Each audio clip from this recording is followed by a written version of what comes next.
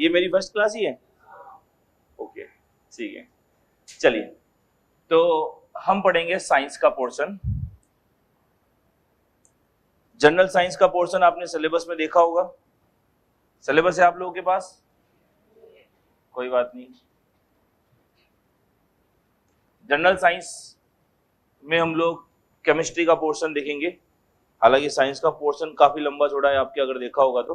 Paper scheme आपने देख ही ली होगी, थोड़ा सा आइडिया मैं आपको दे देता हूं। कितने क्वेश्चंस आएंगे?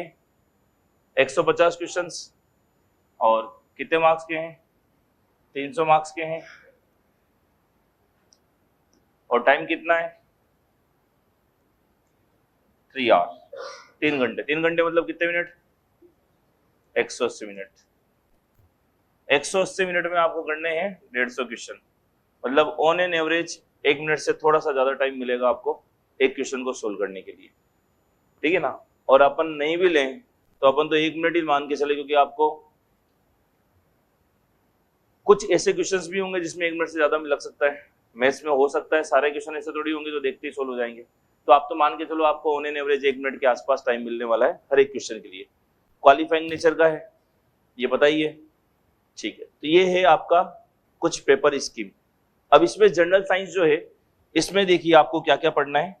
कुछ एक जो हम लोग केमिस्ट्री पढ़ेंगे सबसे पहले, उस केमिस्ट्री में आपको कुछ टॉपिक्स पढ़ने हैं। इसमें आप लोगों को एक तो पढ़ना है भौतिक और रासायनिक परिवर्तन, फिजिकल और केमिकल चेंज, ठीक है। धातु पढ़नी है, उत्प्रेरक पढ़ने हैं, कैटलिस्ट पढ़ना है, सीएनजी के बारे में बेसिक बातें पढ़नी है, सीएफसी के बारे में पढ़नी है, ठीक है। हाइड्रोकार्बन पढ़ना है, ऑक्सीकरण अपचयन पढ़ना है,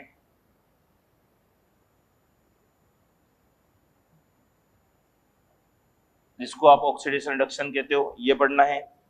इसके अलावा आप लोग कार्बन और उसके यौगिक पढ़ने हैं, और ऐसे बहुत सारे टॉपिक है छोटे मोटे जो हमको इसके अंदर डिस्कस करने हैं। वैसे अगर आपने देखा होगा तो एलडीसी वाला ही सिलेबस है ऑलमोस्ट, देखा है क्या? फिजिक्स में प्रकाश पढ़ना है, ऑलमोस्ट वैसा सा ही सिलेबस है। तो ये कुछ टॉपिक्स है जो आप लोग पढ़ोगे, ठीक। अब मुझे बताओ इसमें से आप में से 11-12 साइंस वाले कितने जने? ठीक है। बाकी आर्ट्स वाले, कॉमर्स वाले भी हैं? नहीं, ठीक है। मेनली अपन साइंस और आर्ट्स वाले हैं, कोई दिक्कत नहीं, आ भी जाएंगे तो कोई फर्क नहीं पड़ता, क्योंकि ये तो है जो बेसिक है, हर जने को पढ़ना ही पढ़ना है, ठीक है। तो हम लोग केमिस्ट्री से स्टार्ट करेंगे। तो कॉपी वॉपी लाओ ना, हेडिंग लगाओ। सबसे पहले अपन पढ़ेंगे केमिस्ट्री, रसायन विज्ञान। रसायन विज्ञान,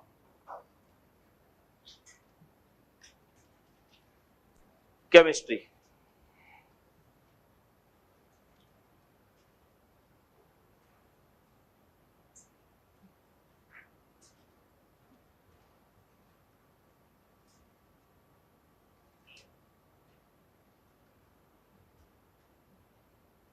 चलिए अब लिखना बंद करो, थोड़ा सा पहले समझते हैं कि केमिस्ट्री में आपको पढ़ना क्या है। इस टॉपिक के अंदर जो आपका सबसे पहला टॉपिक दे रखा है, तो आपके पहला टॉपिक है भौतिक और रासायनिक परिवर्तन। अब ये क्या होते हैं समझना इधर। टाइप ऑफ प्रोसेस या टाइप ऑफ चेंज, यानी परिवर्तन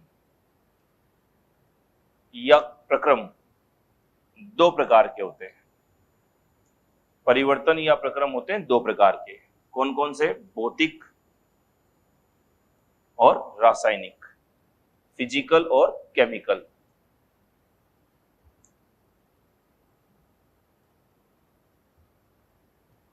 फिजिकल और केमिकल, तो मतलब कोई भी पदार्थ अगर क्रिया कर रहा है या उसमें कोई भी प्रकार का चेंज हो रहा है, तो वो चेंज दो तरीके से हो सकते हैं, भौतिक तरीके से और रासायनिक तरीके से, फिजिकली और केमिकली। यानी अपन कह सकते हैं परिवर्तन या प्रक्रम दो प्रकार के होते हैं, भौतिक परिवर्तन और रासायनिक परिवर्तन। अब इस लाइन का मतलब क्या है, मुद्दा क्या है कि भौतिक परिवर्तन होता क्या है? रासायनिक परिवर्तन क्या होता है? तो इधर देखो बोर्ड पे, भौतिक परिवर्तन क्या होता है? भौतिक परिवर्तन और रासायनिक परिवर्तन।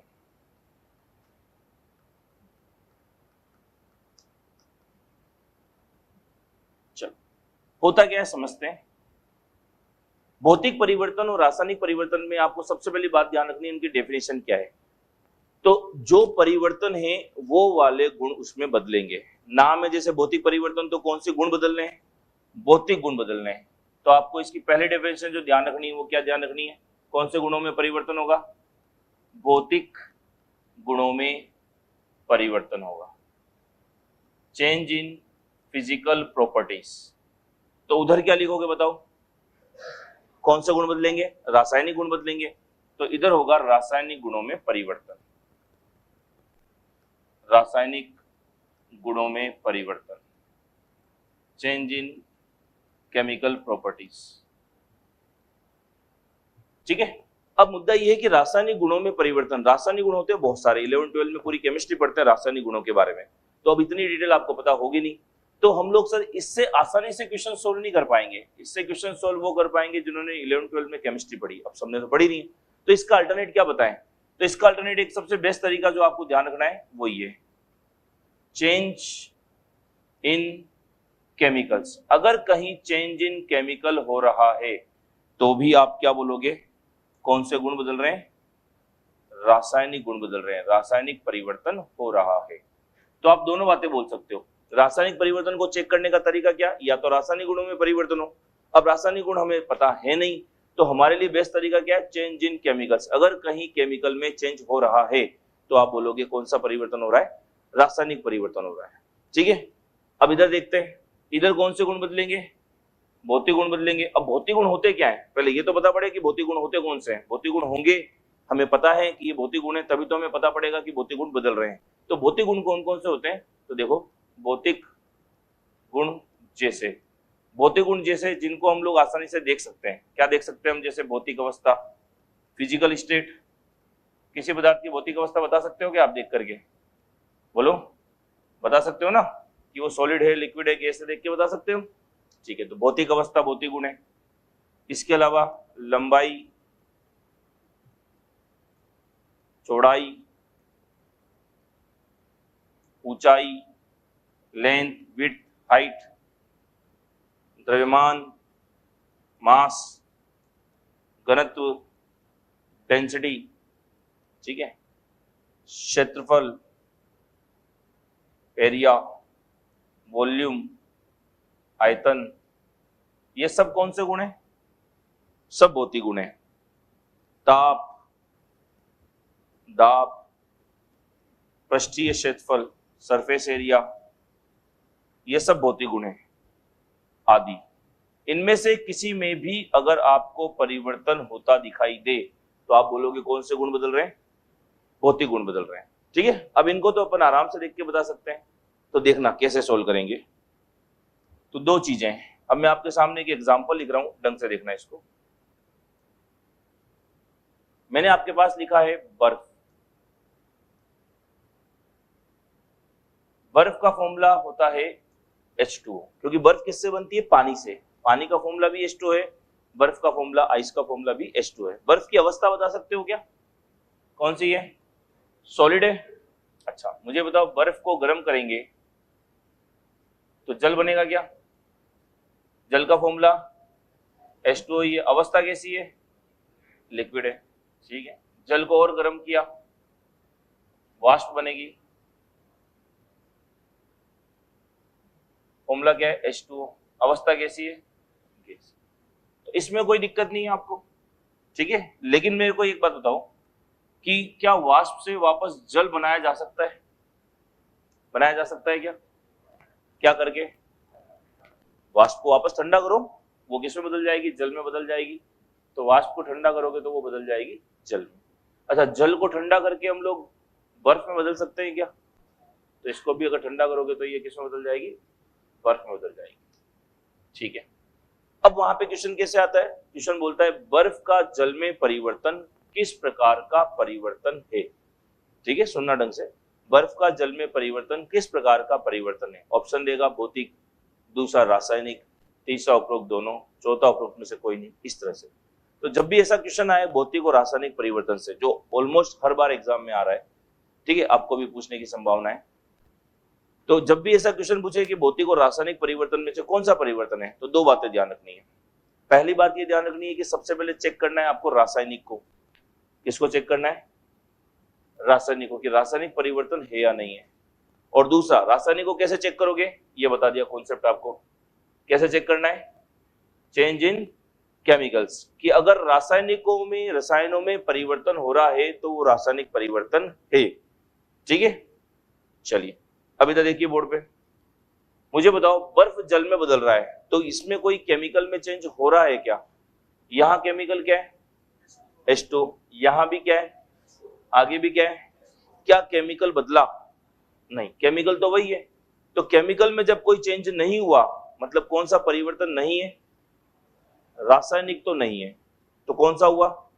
भौतिक है। तो आंसर तो मिल गया भौतिक है, पर भौतिक को भी चेक करेंगे हम कि भौतिक क्यों है। तो भौतिक परिवर्तन है, तो भौतिक परिवर्तन कैसे मालूम पड़ेगा? क्या बदलना चाहिए? इनमें से कुछ भी बदलना चाहिए। इनमें से कोई भी गुण बदलेगा तो वो भौतिक परिवर्तन है। तो बताओ इनमें से कौन सा गुण बदल रहा है? अवस्था बदल रही है क्या? बोलो। तो ये सॉलिड है, सॉलिड से बदल गया लिक्विड में, यानी अवस्था बदली, भौतिक अवस्था बदली, मतलब ये कौन सा परिवर्तन है? भौतिक परिवर्तन है। कॉन्सेप्ट समझ में आया? एक एक चीज को देखो ढंग से समझना। क्यों? क्योंकि आप बहुत सारे लोग तो अपन पहले से दिमाग में ये बैठ के आते हैं, जैसे हम तो आर्ट्स वाले, हमको साइंस कम समझ आएगी, साइंस वाले ये सोच के आते हैं हम साइंस वाले, हमको देखो हिस्ट्री ज्योग्राफी कम समझ आएगी। ऐसा कुछ नहीं, सबके लिए बराबर है। साइंस वालों को भी आर्ट्स के टॉपिक पढ़ने, आर्ट्स वालों को साइंस वालों के टॉपिक पढ़ने, तो बराबर है मामला। ऐसा मत समझना कि भाई आर्ट्स वाले माइनस में हैं, पीछे हैं, साइंस वाले प्लस में, या साइंस वाले माइनस में, आर्ट्स वाले प्लस में। सबके लिए बराबर है। क्योंकि जहां आप लोगों को, आर्ट्स वालों को साइंस पढ़ने में थोड़ी सी मेहनत ज्यादा करनी पड़ेगी, वही मेहनत साइंस वालों को आर्ट्स के टॉपिक पढ़ने में करनी पड़ेगी, है या नहीं? साइंस वालों को कौन से बाबर हुमायूं याद है? अभी नहीं याद ना, कोई दिक्कत नहीं, पर आर्ट्स वालों को ये चीजें याद होगी जो हिस्ट्री ज्योग्राफी पढ़ के आए हैं। यही बात आर्ट्स वालों को ये याद नहीं है कि जल का फॉर्मूला सर H2 ही था क्या, कार्बन डाइऑक्साइड का फॉर्मूला CO2 ही था क्या। देखो मेहनत दोनों को बराबर करनी है, और बिल्कुल अच्छे से करनी है। कारण ये कि CET का एग्जाम जो होगा वो क्वालिफाइंग नेचर का है, और क्वालिफाइंग नेचर का तो है, तो इसमें ज्यादा मार्क्स आ रहे हैं कम मार्क्स आ रहे हैं, ये डिपेंड किस पे कर रहा है? ये डिपेंड कर रहा है कि कंपटीशन आप में कितना है। सीधी सी बात है, अगर आप लोग अच्छे से पढ़ के जाओगे तो आपको दिक्कत ज्यादा नहीं आएगी। नहीं पढ़ के जाओगे तो आपको ढूंढने पड़ेंगे मेरे को कौन से क्वेश्चन करने हैं, कौन सा नहीं करने क्वालिफाई करने के लिए। तो अगर आपके पास बहुत सारी चीजें पड़ी हुई होगी तो आपके पास ऑप्शन ज्यादा रहेंगे, अदरवाइज आपके पास ऑप्शन बहुत ज्यादा नहीं रहेंगे। जैसे आर्ट्स वाले वो सोचे मैं तो केवल आर्ट्स पढ़ करके क्वालिफाइंग नंबर ले आऊंगा, तो जरूर थोड़ी आर्ट्स में जितने भी क्वेश्चन आएंगे सारे के सारे वो कर ही जाएगा, है क्या? पॉसिबल नहीं है ना। आर्ट्स तो अब तक आपने 11th-12th अपने सब्जेक्ट में पढ़ी भी होगी, क्या 100 में से 100 नंबर थे क्या? नहीं थे ना। मतलब आपको अपने सब्जेक्ट में भी सब कुछ थोड़ी आता है। तो आर्ट्स वाला आर्ट्स तो पढ़ ही रहा है अच्छे से, कुछ एक अगर वो साइंस के टॉपिक्स भी पढ़ लेगा तो यहाँ से भी कवर कर लेगा। सेम इसका उल्टा साइंस वालों के साथ है। साइंस वालों को साइंस तो अच्छे से पढ़नी है, साथ में आर्ट्स भी पढ़नी है कि भाई साइंस में अगर सारे क्वेश्चन नहीं हो पाएंगे तो आर्ट्स के टॉपिक से वो कवर कर सकता है। तो आपको दोनों चीजों को लेकर के मेहनत करनी है, ठीक है ना। तो दिमाग से पहले तो ये निकाल देना कि हम आर्ट्स वाले हैं या साइंस वाले, सब बराबर है, यहाँ सबको सब कुछ पढ़ना है, ठीक है ना। तो इसकी टेंशन मत लो। अभी जैसे मैंने साइंस स्टार्ट की तो थोड़ा सा आर्ट्स वालों को थोड़ा सा अनकंफर्टेबल लगता है, सर हम तो पहली क्लास में साइंस पढ़ने लग गए। कोई दिक्कत नहीं, अगर आर्ट्स वाले टॉपिक आते हैं यही सारी बात साइंस वालों के साथ हो जाती, मेरे बाद आर्ट्स वाले टॉपिक भी आएंगे। तो वहां पर ये है कि साइंस वाले थोड़े से ऐसे घबरा करके बैठेंगे, वो इतने कॉन्फिडेंस से नहीं बैठेंगे। क्यों? क्योंकि वो बहुत टाइम बाद पढ़ रहे हैं, 10वीं की बात पढ़ी नहीं उन्होंने। तो टाइम सबका आएगा, ऐसा कुछ नहीं है। आर्ट्स वाले आर्ट्स में कंफर्टेबल रहेंगे, साइंस वाले साइंस में कंफर्टेबल रहेंगे, पर धीरे धीरे पढ़ोगे तो सारी चीजें आपको एक जैसी लगने लगेगी। वो आपने पढ़ी होगी ना, 2 बातें सुनी होगी कि जो कहता है कहने दो, जो कहता है कहने दो, इसमें अपना क्या जाता है, ये वक्त वक्त की बात है और वक्त सभी का आता है। सभी का आएगा, टेंशन मत लो। आर्ट्स वाले टॉपिक आएंगे तब खुश होकर बैठेंगे, साइंस वाले टॉपिक आएंगे तब साइंस वाले खुश होकर बैठेंगे। पर पढ़ना आपको देखो सब कुछ है, ऐसा नहीं कि छोड़ना है, ठीक। तो आराम से पढ़ो, एक एक बात समझ में आएगी, कोई नई बात नहीं है। क्योंकि जिसको एग्जाम क्लियर करना है उसको पढ़ना ऑलमोस्ट सारे टॉपिक्स ही पढ़ेंगे, तभी जाकर के आप क्लियर कर पाओगे। तो बिल्कुल मैं जीरो लेवल से पढ़ा रहा हूँ। अगर आपने साइंस पहली बार पढ़ी है, दूसरी बार पढ़ी है या कभी पढ़ी नहीं है, सारे को सब कुछ समझ में आएगा, बस सुनना अच्छे से। पहले से दिमाग में ये मत बिठा के रखना भी सर हम साइंस वाले नहीं, हमको साइंस समझ नहीं आएगी, ऐसा कुछ नहीं। जब तक आप ये सोचोगे कि मुझे समझ नहीं आएगी तो दुनिया में कोई नहीं समझा सकता, और ये सोच के बैठोगे कि नहीं मुझे समझ में आएगा तो आराम से समझ में आएगा, बस थोड़ी सी मेहनत करनी है। तो अगर आपको कोई क्वेश्चन पूछे कि भाई बर्फ का जल में परिवर्तन भौतिक है या रासायनिक है, तो कैसा है? भौतिक है। वो कैसे मालूम पड़ा?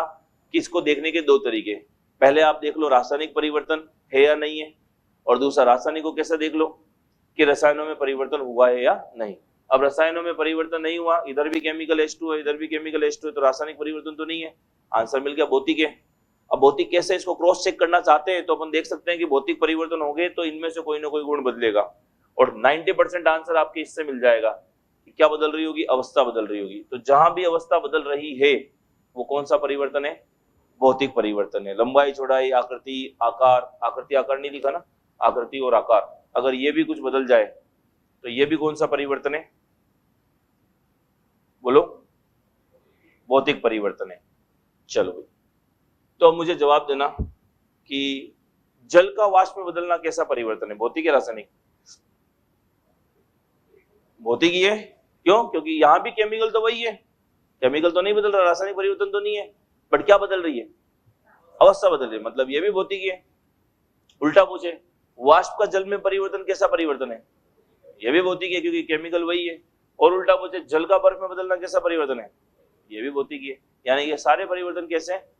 भौतिक, क्योंकि इनमें भौतिक गुण बदल रहे हैं। कौन सा भौतिक गुण बदल रहा है? अवस्था बदल रही है। रासायनिक कोई भी चेंज नहीं हो रहा, कोई रसायनों में चेंज नहीं आया, रसायन तो वो का वही है, H2O ही है।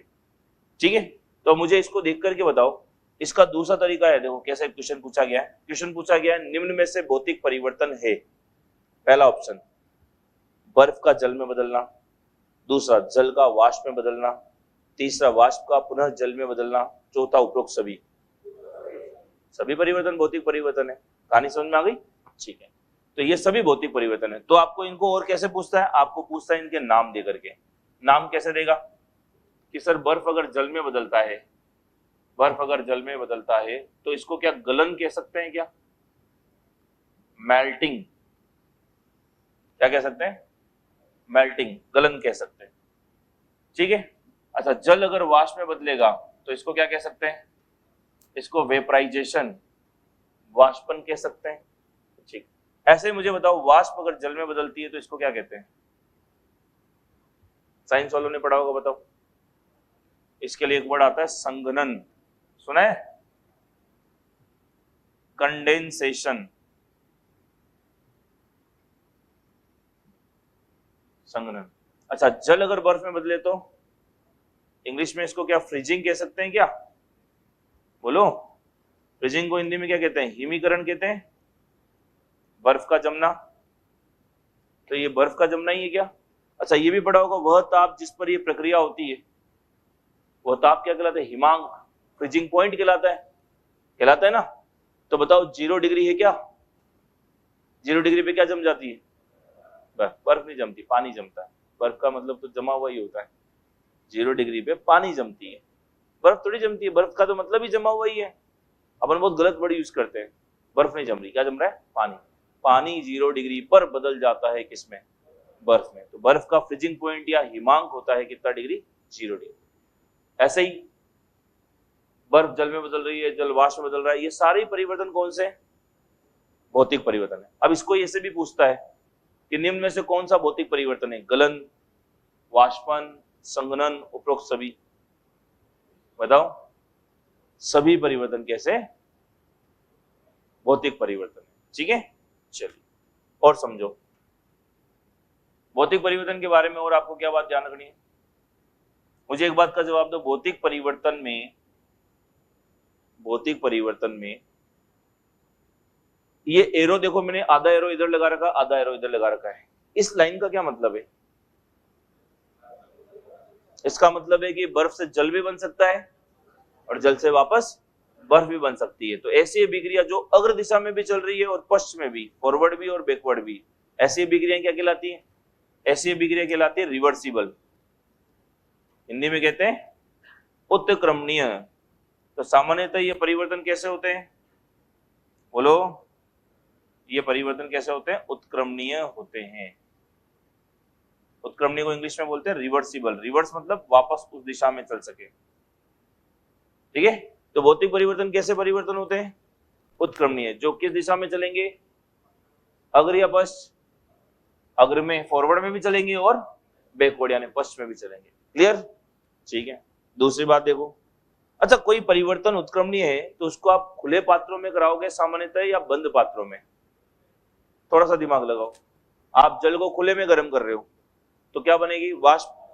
पात्र खुला है तो वाष्प तो बाहर भग जाएगी, वापस रिवर्स कर पाओगे क्या, नहीं। पात्र कैसा होना चाहिए, बंद। तो सामान्यतः कौन से पात्रों में होंगे ये परिवर्तन होते हैं सामान्यतः, बोलो, सामान्यतः बंद पात्रों में होते हैं।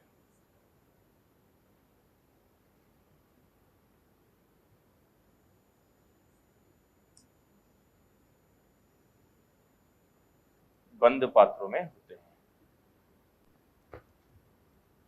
ठीक है। अच्छा तीसरी बात, ये परिवर्तन स्थायी परिवर्तन होंगे या अस्थायी, टेम्परेरी है या परमानेंट है, कैसे, अस्थायी है। कैसे पता पड़ा, आपस में बदल रहे हैं भाई, और आपस में बदल रहे हैं तो मतलब स्थायी नहीं है, अस्थायी है। अगर स्थायी होते तो ये आपस में नहीं बदलते। जैसे दूध का दही में परिवर्तन, ये स्थायी है अस्थायी, स्थायी है। दूध से दही बन गया तो बन गया, दही से वापस दूध तो नहीं बना सकते। बात समझ में आ गई। तो ये परिवर्तन कैसे होते हैं, ये अस्थायी परिवर्तन होते हैं।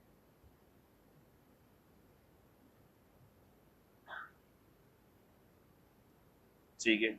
चौथा, अब मुझे बताओ क्या इसमें नए पदार्थ का निर्माण होता है, क्या नया पदार्थ या नए केमिकल का निर्माण होता है, नहीं होता। केमिकल तो देखो वही चल रहा है ना। और जब नया केमिकल नहीं बन रहा तभी तो हम लोग कह रहे हैं भौतिक है। अगर नया केमिकल बन जाता तो केमिकल में ही चेंज हो जाता, और केमिकल में चेंज हो जाता तो उसी को तो अपन क्या कहते हैं, रासायनिक परिवर्तन। चेंज इन केमिकल का मतलब क्या है, रसायनों में परिवर्तन। अगर रसायनों में परिवर्तन हो जाएगा तो कौन सा परिवर्तन हो जाएगा, वो रासायनिक हो जाएगा। कहानी समझ में आई क्या। तो भौतिक परिवर्तन में रसायनों में परिवर्तन नहीं होता, और रसायनों में परिवर्तन नहीं होता तो फिर इसमें नए पदार्थ का निर्माण भी नहीं होता, नए पदार्थ का निर्माण नहीं होता।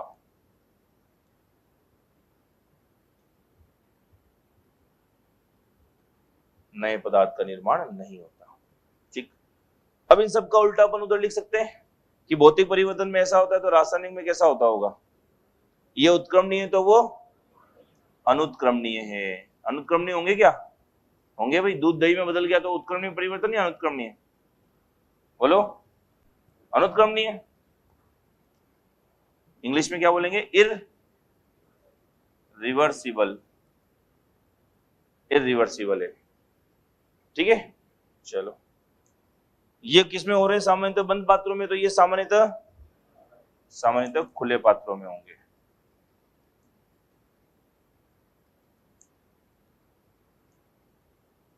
ये अस्थायी परिवर्तन तो ये स्थायी है, दूध से दही बन गया तो बन गया, कोई दिक्कत नहीं। और इसमें नए पदार्थ का निर्माण नहीं होता तो इसमें नए पदार्थ का निर्माण होता है।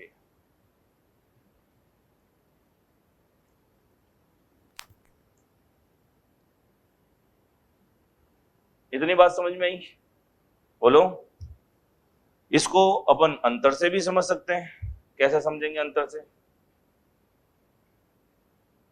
देखो जैसे उदाहरण लिख दिया मैंने, दूध का दही में परिवर्तन।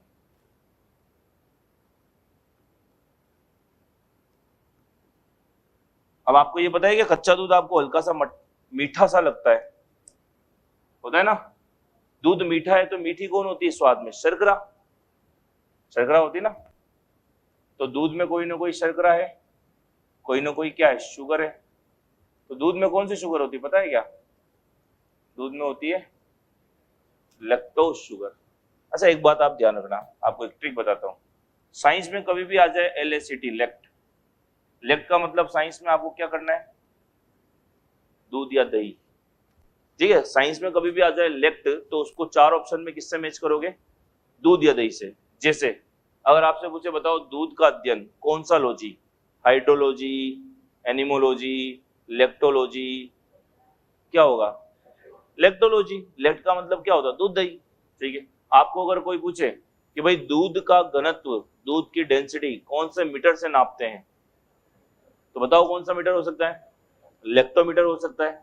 ठीक है, अच्छा आपसे अगर ये पूछे कि भाई कच्चा दूध जो होता है वो हमको हल्का सा मीठा लगता है, क्योंकि कच्चे दूध में कौन सी शर्करा, कौन सी शुगर है, ग्लूकोज, फ्रक्टोज, माल्टोज, लेक्टोज, तो आप क्या बोलोगे, लेक्टोज शर्करा है। ठीक, अगर आपसे पूछे कि दूध दही में बदलता है, तो दही तो स्वाद में खट्टे होते हैं, तो दही में कौन सा एसिड है, कौन सा अम्ल है, सिट्रिकम, लेक्ट्रिकम, टाइट्रिकम, मेलिकम, कौन सा है, लेक्टिकम। तो आपने कुछ रटा क्या इसमें, आपको तो केवल ये ध्यान रखना है ट्रिक कि लेक्ट वर्ड आ जाए तो दूध या दही से 4 ऑप्शन में से मैच करना है। इसलिए आपने कभी पढ़ा होगा दूध को दही में बदलने वाला एक जीवाणु भी होता है, क्या नाम होगा, लेक्टोबेसिलस। तो 4 ऑप्शन में जहां भी लेक्ट मिलेगा ना उसको दूध दही से जोड़ देना, तो आपको उसका आंसर समझ में आ जाएगा। ठीक, तो इसको मैं आपको लिखवा देता हूं बोल करके, टेंशन मत लो, आपको तो बस अभी कुछ नहीं करना है, आप थोड़ा सा पहले इसके बारे में लिख लो ताकि आपको ध्यान रहे। तो क्या करोगे, सबसे पहले आप लोग इधर देखो बोर्ड पे, सबसे पहले लिखोगे टाइप ऑफ प्रोसेस या चेंज, प्रक्रम या परिवर्तन, कितने प्रकार के भौतिक और रासायनिक, इसको 2 में डिवाइड कर लो, इसको 2 में डिवाइड कर लो कि परिवर्तन 2 प्रकार के, भौतिक और रासायनिक। और मोस्ट इंपोर्टेंट लगा लो, ये टॉपिक बहुत बार आता है एग्जाम में।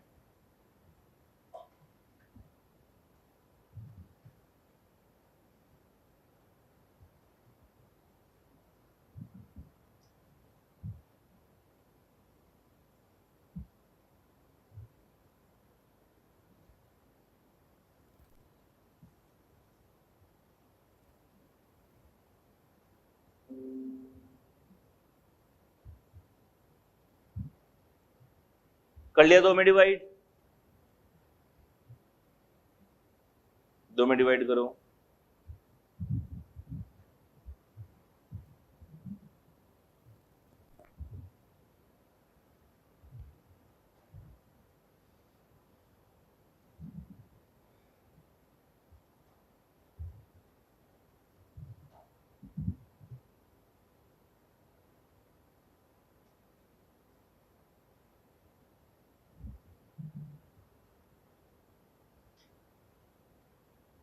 चेंज करें। अब 2 में डिवाइड करके आप ऐसे लिखो कि भौतिक परिवर्तन और रासायनिक परिवर्तन, ये सारा लिख लो ऐसे कैसे।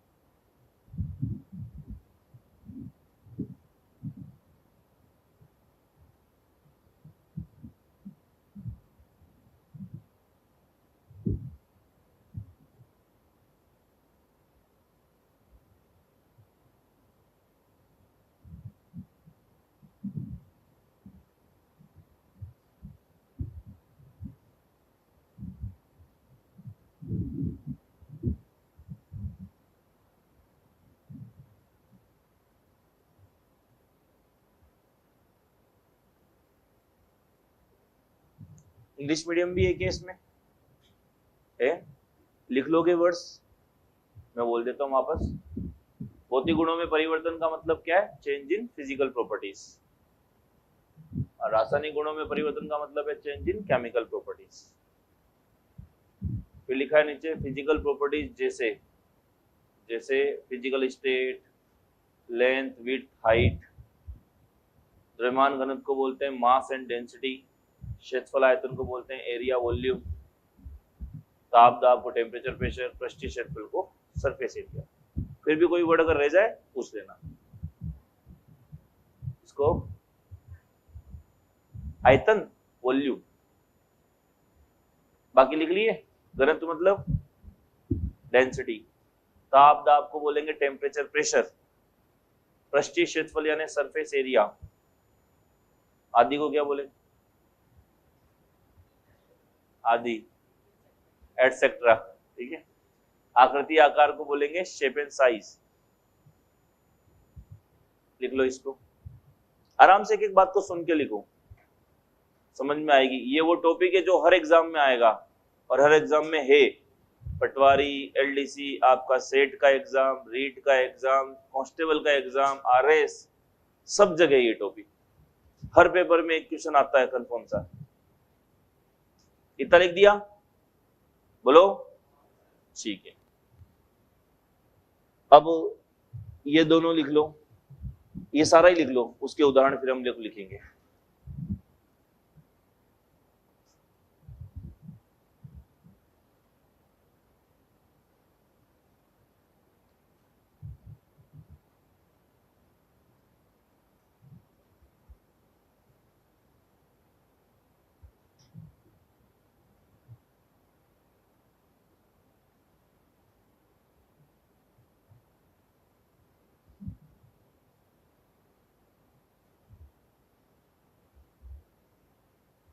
जल बर्फ तो पता ही है आपको। संघनन, फ्रीजिंग की टर्मोलॉजी लिखी थी। गलन को क्या बोलेंगे? मेल्टिंग। ठीक है। और वाष्पन को क्या बोलेंगे? वेपराइजेशन। बस बाकी तो सब लिखी हुई है। फिर भी कोई डाउट हो तो पूछ।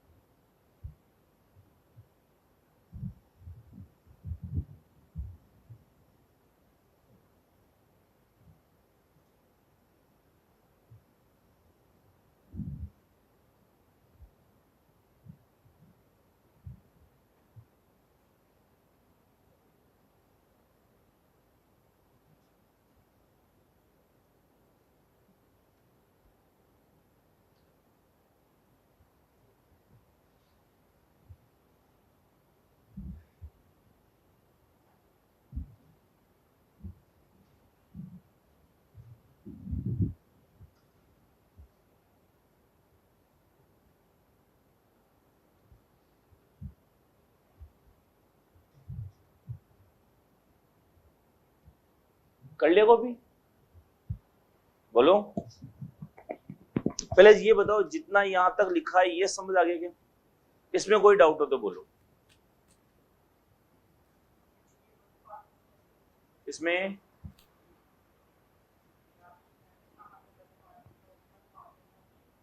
सामान्यतः अनुपात कहाँ है?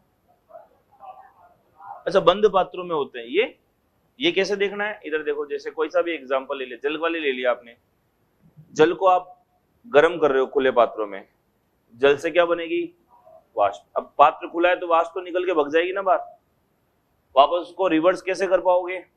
वाष्प को इकट्ठा भी तो करना पड़ेगा, खुला पात्र तो भग गया बाहर।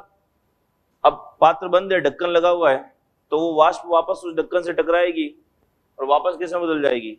जल में। खाना बनाते समय ढक्कन को हटा के देखना, ढक्कन पे पानी की बूंदें आती है? आती है। कहां से? वाष्प बनी, उस ढक्कन से टकराई, तो वाष्प जो थी ढक्कन से टकरा के वापस किसमें बदल गई? जल में। तो पात्र बंद है तभी तो वापस जल में बदली, पात्र खुला हुआ होता तो वाष्प तो उड़ जाती बाहर। रिवर्स कैसे करते हैं? हाँ, जल से बर्फ में भी फ्रिज आपने देखा होगा बंद होता है, खुले में नहीं जमेगी, एक टेम्परेचर को मेंटेन रखना पड़ेगा। ठीक है, आप फ्रीजर के अंदर या फ्रिज के अंदर चीजें रख दो, फ्रिज खुला छोड़ दो, ठंडा हो पाएगा क्या? नहीं हो पाएगा, या होएगा भी तो भी बहुत कम होगा, उतना रिजल्ट नहीं मिलेगा जितना मिलना चाहिए। तो पात्र अगर बंद होंगे तो ये प्रोसेस अच्छे से होगी, इसलिए अपन ने बोला सामान्यतः ऐसा होता है। ठीक है, अब हमेशा हो जरूरी नहीं है, सामान्यतः होता है जरूर। वरना तो ये बात तो अपन फिर यहाँ भी लगा सकते हैं कि सर दूध का दही में परिवर्तन खुले पात्र में बनेगा या बंद में, दोनों में हो सकता है। पर सामान्यतः अगर ये खुले पात्र में है कोई परिवर्तन तो वो सामान्यतः कैसा होते हैं? रासायनिक होते हैं, हमेशा जरूरी नहीं हो। ठीक है, इसलिए सामान्यतः चीजें ये।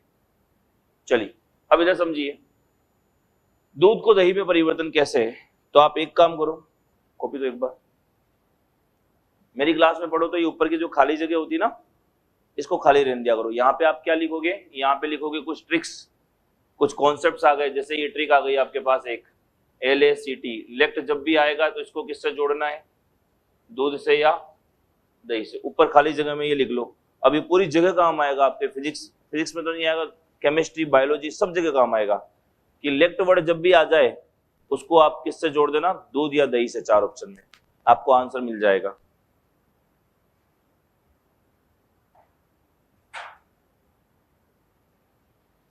ठीक है, जैसे आप इधर समझो, बताया था अभी मैंने, दूध का अध्ययन कौन सा लो जी? लेक्टोलॉजी। दूध को मापने वाला या दूध की डेंसिटी को मापने वाला मीटर? लेक्टोमीटर। दूध में कौन सी शर्करा? लेक्टोज शर्करा। दूध दही में बदलता है तो दही स्वाद में होते हैं खट्टे, तो दही में कौन सा अम्ल? लैक्टिक अम्ल। ठीक है, दूध को दही में बदलने वाला जीवाणु लैक्टोबैसिलस। तो ये सब कौन से परिवर्तन है? सब रासायनिक परिवर्तन होने वाले हैं। तो लेक्ट वर्ड आए तो सबको दूध से दही से जोड़ देना आप। ठीक है, तो दूध का दही में परिवर्तन होता है तो आपको पता है दूध में लैक्टोज शर्करा होती है और दही स्वाद में होता है खट्टा, तो दही में कौन सा अम्ल बन जाता है? कौन सा अम्ल? लैक्टिक अम्ल। केमिकल में चेंज आ गया क्या? ये शर्करा है यानी शुगर है और ये एसिड है, अम्ल है, तो भैया शुगर जो है एसिड में अम्ल में बदल गई, केमिकल में चेंज आ गया। और केमिकल में चेंज आता है तो कौन सा परिवर्तन? रासायनिक। तो ये रासायनिक परिवर्तन है। फिर आप ऐसे भी समझ सकते हो, सर ये क्या इरिवर्सिबल है, अनुत्क्रमणीय है? अरे है, दूध अगर दही में बदल जाएगा तो क्या दही को वापस दूध में बदल सकते हैं? एक ही दिशा में तो चल रहा है। उत्क्रमणीय का मतलब जो दोनों दिशाओं में चले, दोनों दिशाओं में चले, और अनुत्क्रमणीय मतलब एक ही दिशा में। ये तो एक ही दिशा में चल सकता है ना, दूध से दही बन सकता है केवल, तो अनुत्क्रमणीय भी है। स्थायी परिवर्तन है क्या ये स्थायी है क्या? बिल्कुल है, दूध से दही बनने के बाद बन जाता है, दही से वापस दूध थोड़ी बना सकते हो, स्थायी भी है। नए पदार्थ का निर्माण हो रहा है क्या? नए पदार्थ का निर्माण भी हो रहा है, लैक्टिक अम्ल बन रहा है। तो ये कौन से परिवर्तन का उदाहरण? रासायनिक। इसके अलावा दूसरा, अंगूर से शराब का निर्माण। अंगूर से शराब। अब आपको पता है अंगूर तो कैसे होते हैं? मीठे। अंगूर में शर्करा है क्या? अरे है ना। और शराब में क्या होता है? अल्कोहल। तो नए पदार्थ का निर्माण हो गया ना एल्कोहल। तो ये भी कौन सा परिवर्तन है? रासायनिक है। शर्करा से क्या बन गया? एल्कोहल बन गया। अंगूर को सड़ा करके शराब बना लेते अपन। ठीक है। तीसरा, गोबर गैस का बनना। गोबर गैस का बनना, यह भी कौन सा परिवर्तन है? रासायनिक। क्यों? क्योंकि आपको पता है, क्वेश्चन भी पूछते हैं गोबर गैस में मुख्य गैसें कौन कौन सी है। गोबर गैस होती है एक तो CH4 और दूसरा CO2। ये क्वेश्चन खूब बार आता है। CH4 का नाम है मीथेन और CO2 का नाम पता ही है, कार्बन डाइऑक्साइड। तो मुख्य गोबर गैस होती है मीथेन और कार्बन डाइऑक्साइड। तो हमारे पास पहले कार्बन डाइऑक्साइड और मीथेन जोड़ी थी, अब नई बनी है तो नया पदार्थ बना है। ठीक है, तो ये भी रासायनिक परिवर्तन है। और चौथा अगर आपसे पूछा जाए पनीर या ब्रेड का निर्माण, पनीर या ब्रेड का निर्माण, ये भी कौन सा परिवर्तन है? रासायनिक परिवर्तन है। ठीक है, अब क्वेश्चन पूछे आपको, उपरोक्त चारों परिवर्तन में से कौन सा परिवर्तन रासायनिक परिवर्तन है? बताओ। चारों ही रासायनिक परिवर्तन है। तो वहां पे आपको इस तरह से भी पूछते हैं, उपरोक्त में से कौन कौन से परिवर्तन रासायनिक है, या निम्न में से दिया गया परिवर्तन भौतिक है रासायनिक है। क्लियर है? चारों एग्जाम्पल को रासायनिक है। फिर और एग्जाम्पल देखते हैं।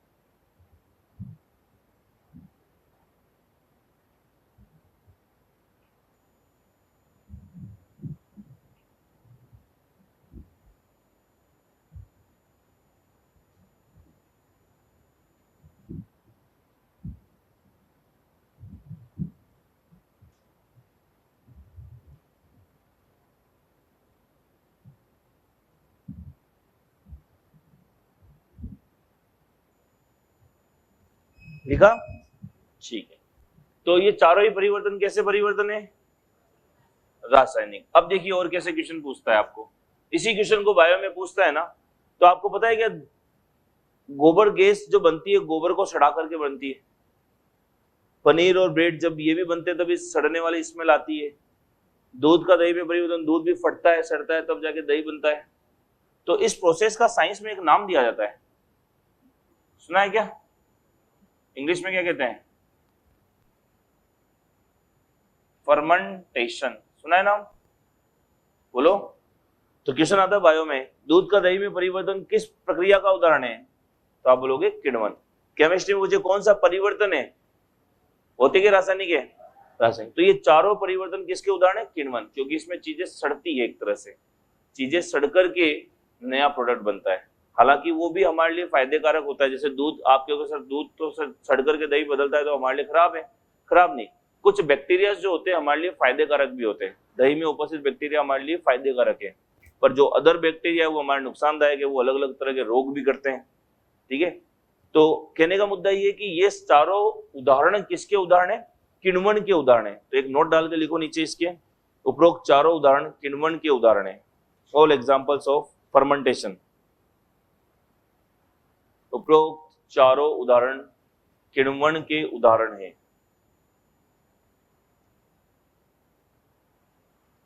किण्वन के उदाहरण है फर्मेंटेशन।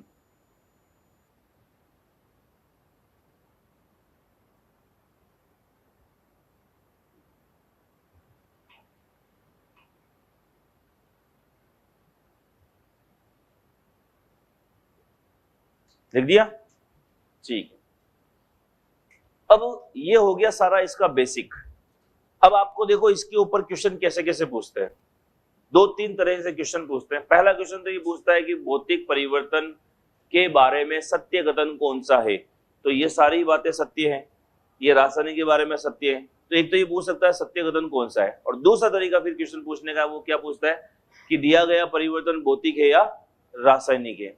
तीसरा क्वेश्चन कि निम्न में से भौतिक परिवर्तन के या रासायनिक परिवर्तन के उदाहरण कौन कौन से हैं। ये तीन ही क्वेश्चन है।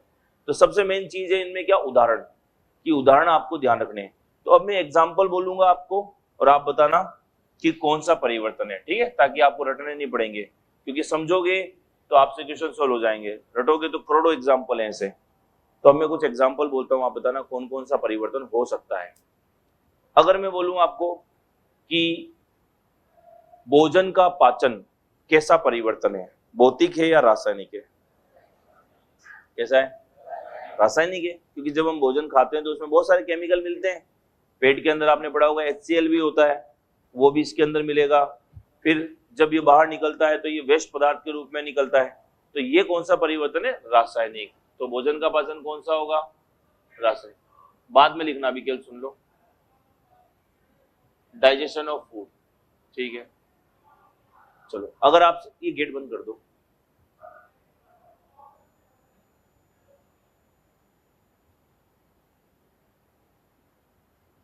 ठीक है। अगर आपसे ये पूछा जाए श्वसन, रेस्पायरेशन, ये कैसा परिवर्तन है? लगाओ दिमाग, कैसा? रासायनिक है। कैसे पता पड़ा? रसायनों में चेंज हो रहा है क्या? लेते हैं हम ऑक्सीजन और निकालते हैं CO2, तो केमिकल में चेंज आ गया। तो ये कौन सा परिवर्तन है? ये भी रासायनिक। रासायनिक परिवर्तन को चेक करने का ट्रिक क्या बता रही है? रासायनिक परिवर्तन को कैसे चेक कर रहे हैं? रसायनों में परिवर्तन, चेंज इन केमिकल अगर हो रहा है तो रासायनिक परिवर्तन है, नहीं हो रहा तो भौतिक है। पता है ना आपको, श्वसन के अंदर, रेस्पिरेशन के अंदर O2 लेते हैं और CO2 निकालते हैं, पता है क्या? चलो, जिसको नहीं पता वो एक थोड़ा सा छोटी मोटी बातें सुनो। आप लोगों को अगर पूछा जाए कि सबसे पहले तो बताओ, हम लोग जंतु हैं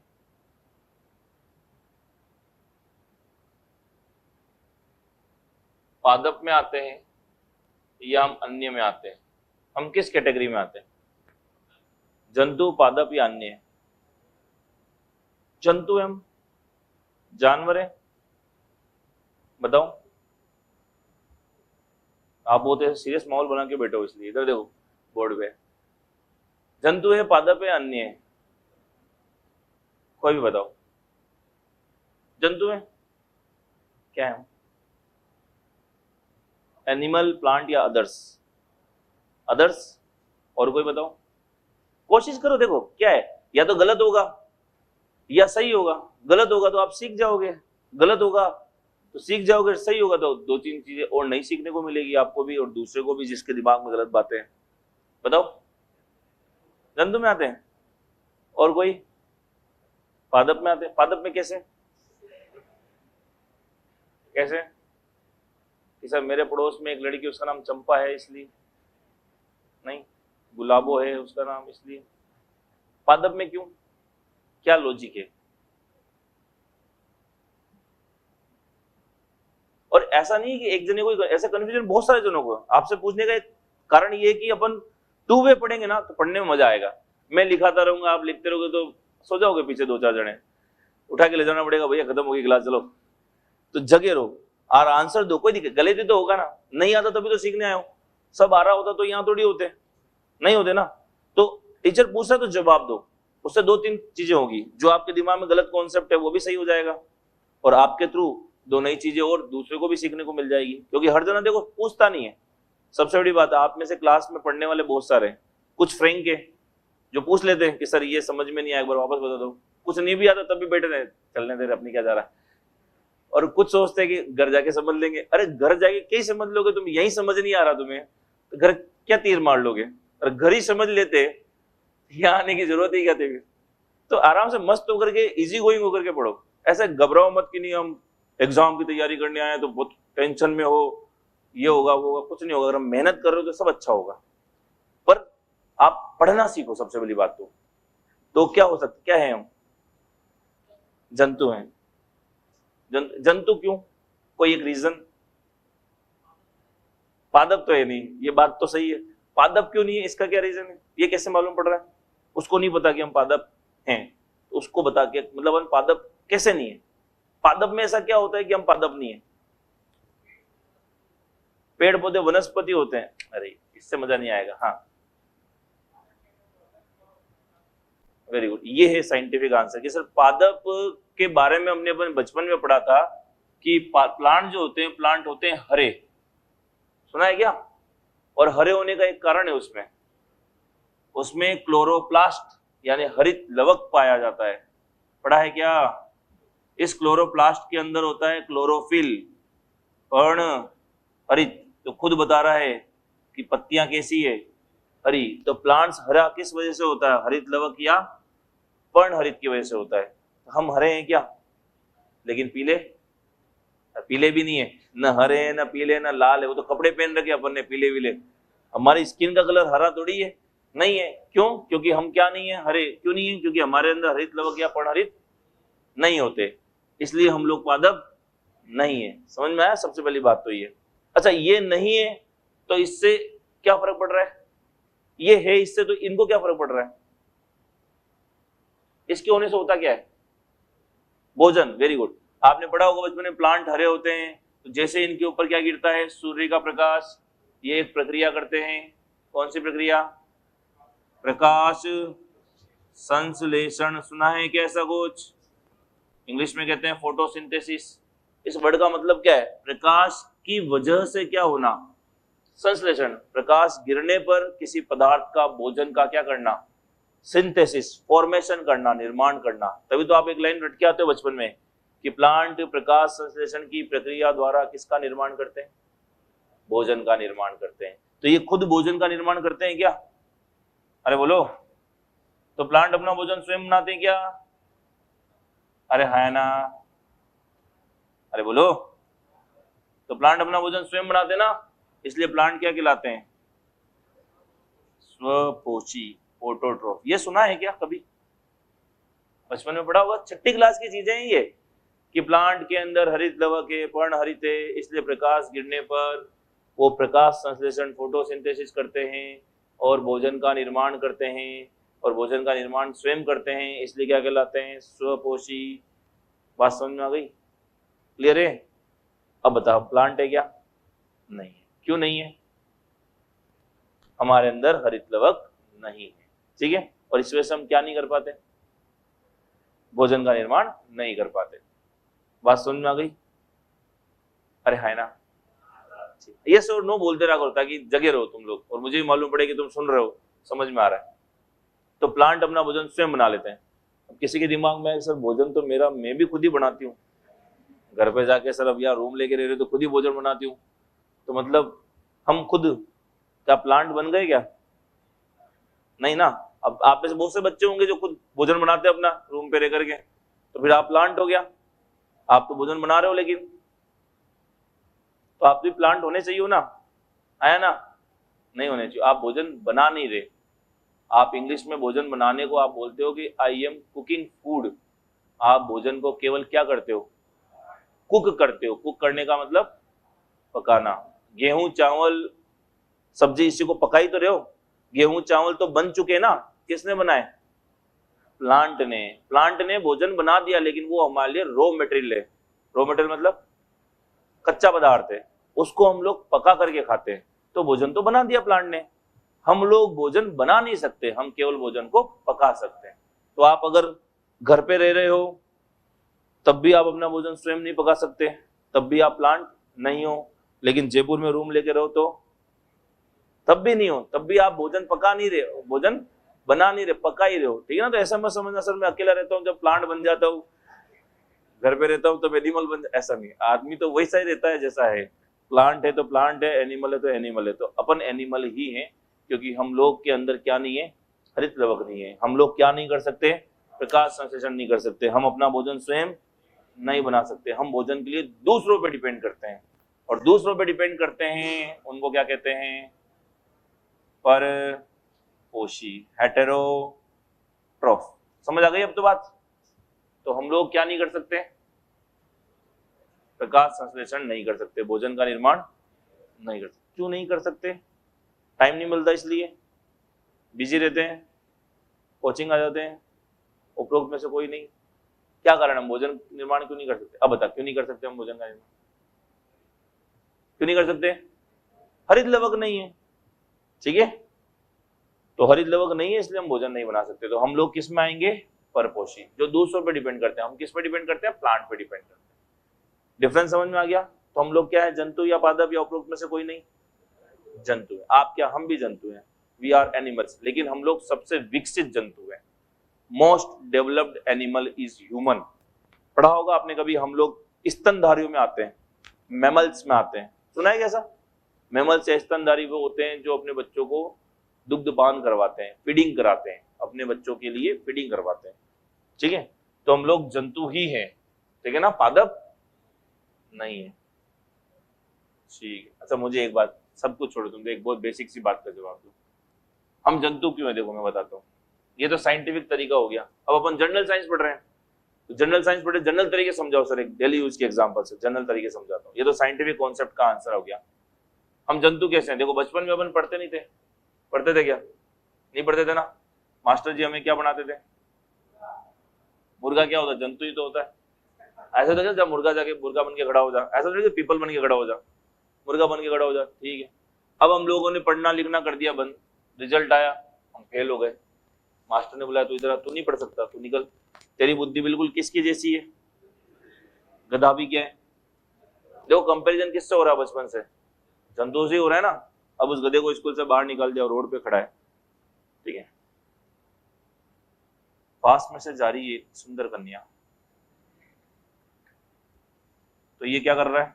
इसको देख रहा है। कैसे देख रहा है? घूर घूर के। तो लड़की क्या कहती? अबे किसकी तरह घूर रहा है? कुत्ता भी तो जंतु ही होता है। हरकतें देखो अपनी, बचपन से लेकर बड़े होने तक सारी हरकतें कैसी है? जंतु जैसे। अब बस इतना कहना था, लोग आया पड़ोस वाले, इसको खूब पीटा। और किसकी तरफ पीटा? अब इसको घर पे ले गए, घर पे इसके मम्मी और पापा है।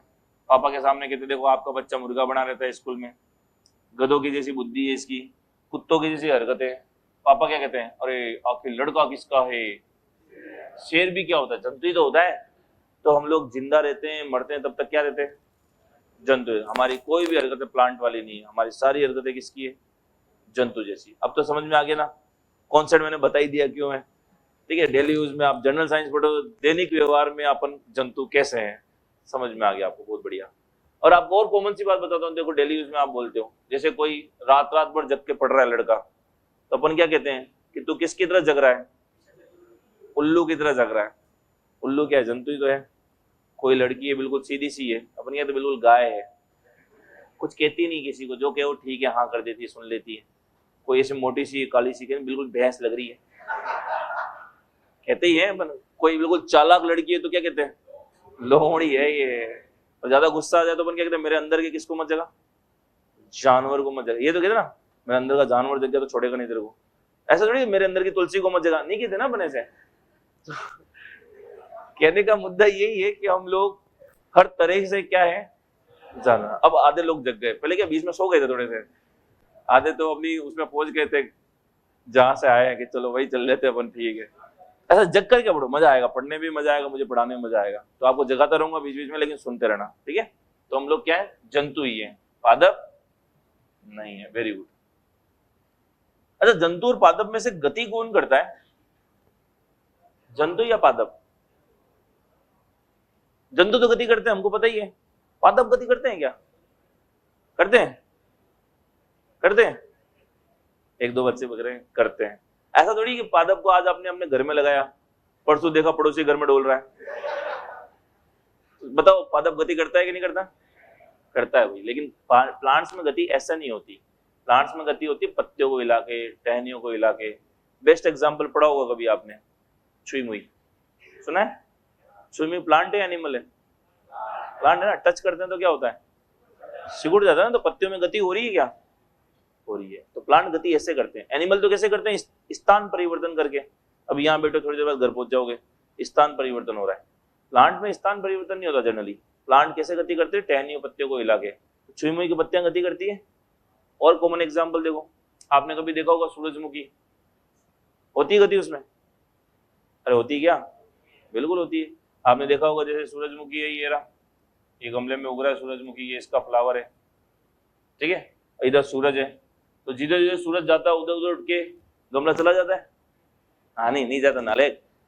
फ्लावर की डायरेक्शन टर्न हो जाती है। सूरज इधर है तो फ्लावर इधर रहेगा, सूरज इधर आया तो फ्लावर ऐसे घूम गया, सूरज इधर तो फ्लावर ऐसे घूमता है। होती गति? ये भी क्या गति तो है प्लांट की। तो प्लांट में भी गति होती है और एनिमल में भी गति होती है, क्योंकि सभी सजीव गति करते हैं। ध्यान रखना, जितने भी लिविंग ऑर्गेनिज्म में सभी गति करते हैं। एनिमल भी करता है, प्लांट भी। एनिमल में तरीका अलग है, प्लांट में तरीका अलग है, ठीक है। अच्छा, दोनों में से जनन कौन करता है, एनिमल या प्लांट? दोनों करते हैं। एनिमल तो करता है, पता ही है। प्लांट करते हैं? करते हैं, बिल्कुल गति करते हैं। एक प्लांट से दो प्लांट हो जाते हैं, बीज डालने पे 102 उग जाते हैं। ये जनन ही तो है, ठीक है। अच्छा, जनन सजीव करते हैं निर्जीव, या दोनों करते हैं? सजीव ही तो करते हैं, निर्जीव थोड़ी करते हैं। नहीं करते ना। ये टेबल है, ये जनन कर सकती है? क्यों? क्योंकि ये निर्जीवों का गुण नहीं है। कौन कौन से? जनन, श्वसन, गति, ठीक है। जनन, श्वसन, गति, ये सब, उत्सर्जन, ये सब गुण किसके हैं? सजीवों के गुण हैं। और सजीव कौन है, जंतु या पादप? दोनों ही है, इसलिए दोनों करते हैं ये काम, बस तरीके अलग अलग होते हैं, ठीक है। तो श्वसन में हम लोग क्या करते हैं? O2 लेते हैं और CO2 निकालते हैं, ठीक है ना। तो मुझे एक बात का जवाब दो, जंतु श्वसन करते हैं तब लेते क्या है, निकालते क्या है? ये पता है क्या? ये हर जने को पता है मेरे हिसाब से, है ना, चाहे आपने साइंस पढ़ी हो चाहे नहीं पढ़ी हो। हम लोग लेते समय O2 ले रहे हैं और निकाल रहे समय O2 निकालते हैं। ये तो जंतु की बात है। अब मुझे बताओ, पादप क्या श्वसन करते हैं? करते हैं, बिल्कुल करेंगे, क्योंकि सजीव है और सजीवों का गुण है श्वसन करना, रेस्पिरेशन। तो बस मुझे ये बताओ, श्वसन करते हैं तो वो लेते क्या है और निकालते क्या है? लेते क्या है, निकालते क्या है? क्लियर है क्या? पढ़ा है क्या आप लोगों ने? ये बिल्कुल गलत पढ़ा है। अब ये कंफ्यूजन होंगे धीरे धीरे। देखो, जो आपने पढ़े हैं वो क्या है और जो पूछा गया है वो क्या है, डिफरेंस क्या है। देखो, इस बात का जवाब आप ऐसे देना, अभी आपने पढ़ा है कि जितने भी सजीव हैं उन सभी को जिंदा रहने के लिए क्या करना पड़ता है? श्वसन। श्वसन करेंगे तो वो लेंगे क्या, निकालेंगे क्या? इसलिए तो O2 को हम लोग क्या कहते हैं, कौन सी वायु? लाइफ गैस कहते हैं। ये पता है क्या? बोलो। तो आप अभी श्वसन कर रहे हो क्या? कौन सी गैस ले रहे हो? O2 ले रहे हो, और क्या निकाल रहे हो? लेकिन मैं भी तो वही कर रहा हूं, मैं भी तो आपके जैसे जंतु ही हूं। तो हम लोग सब O2 ले रहे हैं, CO2 निकाल रहे हैं, ठीक है। लेकिन कोई अगर प्लांट श्वसन कर रहा है तो प्लांट O2 लेता है और CO2 ही निकालता है। आप लोग बोलते हो CO2 लेता है और O2 निकालता नहीं, क्यों? मुझे बात बताओ। अभी तो आपने बोला सभी सजीव को जिंदा रहने के लिए श्वसन करना है, और श्वसन में क्या लेंगे? तो सभी सजीव लेंगे। अब मुझे बताओ, एनिमल सजीव है क्या? लेकिन प्लांट सजीव? तो जब भाई दोनों ही सजीव हैं तो हर सजीव को जिंदा रहने के लिए क्या चाहिए? तो फिर प्लांट में आप गलत क्यों बोल रहे हो? पहली बात क्लियर। तो प्लांट भी सजीव है तो प्लांट भी क्या लेगा और क्या निकालेगा? CO2। तो जंतु हो चाहे पादप हो, अगर पूछे श्वसन के दौरान क्या लेते हैं, तो क्या लेते हैं? O2 लेते हैं, और क्या निकालते हैं? CO2। अब आपके दिमाग में आएगा, हमने बचपन में ये लाइन पढ़ी थी कि प्लांट CO2 लेते हैं और O2 निकालते हैं। हमने जो ये लाइन पढ़ी थी, ये क्या थी? ये था एक घटना। देखो कौन सी घटना, इधर देखो। वो घटना का नाम है प्रकाश संश्लेषण, फोटोसिंथेसिस। बताई थी अभी आपको, कि प्रकाश संश्लेषण जब होती है तो प्रकाश संश्लेषण में एक तो चाहिए प्रकाश, सूर्य का प्रकाश चाहिए, वह हरित लवक, या क्या चाहिए, वर्णहरित चाहिए। इनकी तो क्या होनी चाहिए, उपस्थिति। ये तो है कंडीशन। किस चीज की कंडीशन है, प्रकाश संश्लेषण होने के लिए। अब प्रकाश संश्लेषण होता है तो भाग कौन कौन लेते हैं, CO2 लेता है और H2O। CO2 का नाम बताया था अभी, कार्बन डाइऑक्साइड। H2O का नाम बताया था, जल। ये दोनों क्रिया करते हैं और इससे बनता है भोजन, C6H12O6। इसको ग्लूकोज भी कहते हो और इसी को हम भोजन भी कहते हैं। और साथ में कौन सी गैस निकालते हैं, O2। तो ये रिएक्शन लिखने का तरीका होता है। तो रिएक्शन में देखो, ली कौन सी गैस जा रही है, CO2, निकाली कौन सी जा रही है, O2। तो प्लांट तो CO2 ले रहा है और O2 निकालता है। ये कब होता है, जब वो क्या कर रहा हो, फोटोसिंथेसिस कर रहा हो, प्रकाश संश्लेषण कर रहा हो। ठीक है, जब वो शोषण करता है तब तो वो भी हमारी तरह क्या लेता है, O2, और क्या निकालता है, CO2। ये बात क्लियर। तो जंतु हो चाहे पादप हो, श्वसन के दौरान क्या लेंगे, O2, क्या निकालेंगे, CO2। लेकिन प्लांट जब फोटोसिंथेसिस प्रकाश संश्लेषण करते हैं तो क्या लेते हैं, CO2 लेते हैं, क्या निकालते हैं। ये बात समझ में आई। फिर किसी के दिमाग में आता है, सर हमने तो ये भी पढ़ा था दिन में ये लेते हैं, रात को ही लेते हैं। दिन और रात का भी कंफ्यूजन आता है ना, पढ़ा होगा तो आपने। तो थोड़ा सा दिमाग लगा लो बस आप, कि जब दिन में होगा प्रकाश तब प्लांट क्या करेंगे, प्रकाश संश्लेषण करेंगे। तो दिन में प्रकाश संश्लेषण हो रहा होगा तो वो क्या ले रहे होंगे और क्या निकाल रहे होंगे। इसलिए आप लोग ये रट के आते हो, प्लांट CO2 लेते हैं और O2 निकालते हैं। वो केवल कब होता है, जब प्रकाश संश्लेषण होता है, यानी जब प्रकाश मिलेगा। और प्रकाश कब मिलेगा, दिन में। अब हो गई रात तो प्रकाश मिलना बंद हो गया।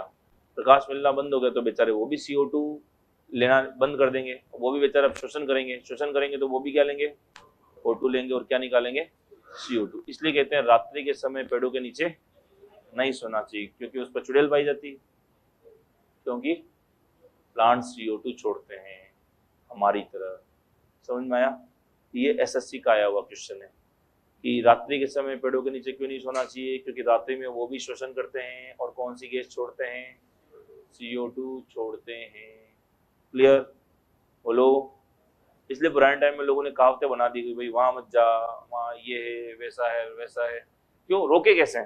साइंस तो ये बहुत पहले से, लेकिन इतनी डेवलप नहीं थी, लोगों को इतने कारण पता नहीं थे, तो लोगों ने इनके ऊपर क्या बना दिए, रीति रिवाज बना दी कि ऐसा मत करो, वैसा मत करो। जैसे अपन ने पढ़ा होगा कि अभी जैसे ग्रहण व्रण होता है तो अपने यहाँ मान्यता क्या है, घर वाले कहते हैं बाहर घूमो ग्रहण में, क्या बोलते हैं घर वाले, घर में बैठे रहो, ग्रहण के टाइम घर से बाहर नहीं निकलना। सुना है, अरे सुना होगा ना, मना करते हैं उस टाइम।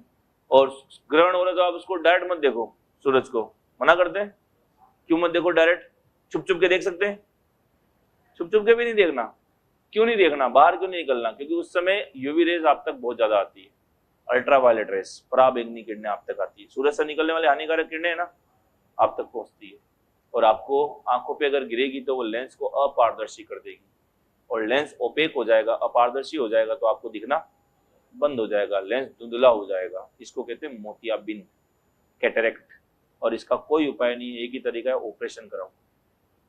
ठीक है, इसलिए मना करते हैं कि भाई सूर्य ग्रहण हो तो इस समय बाहर मत निकलो।